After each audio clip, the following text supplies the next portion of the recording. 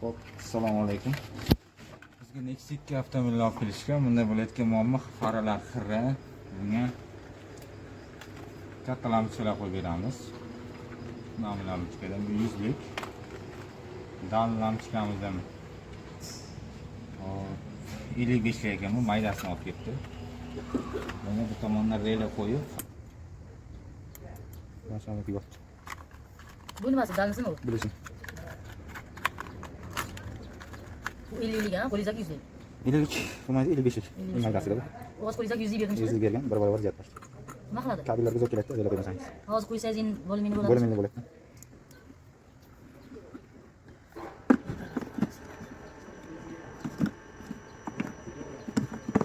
Nimajon? Ey nimajon? Yana kelmadim. Operatorlik qilyapsiz.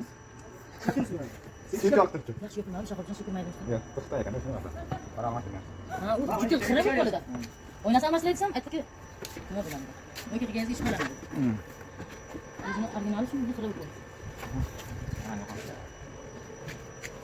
Dalni yo'q ekan.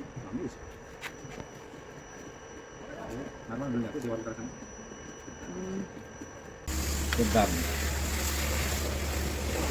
Hunarlaringni ko'rib qo'yingchi.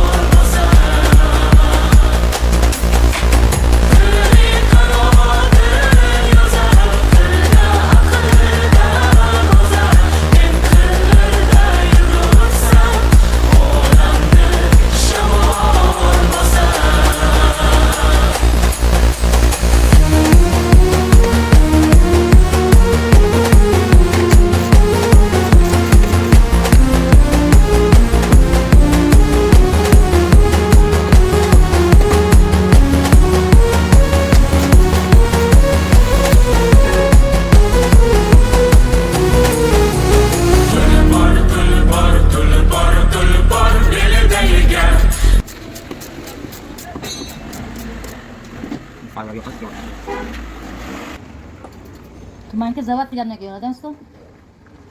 Ha, yo'q. Deb boringizga shu chaqon ekansiz. Xudosan olib kelaman. Necha pul bo'ldingizdan? Kejoning yo'li. Akaga rahmat aytibsiz. Xudodan katta rahmat. Siz o'shatingiz berganmisiz?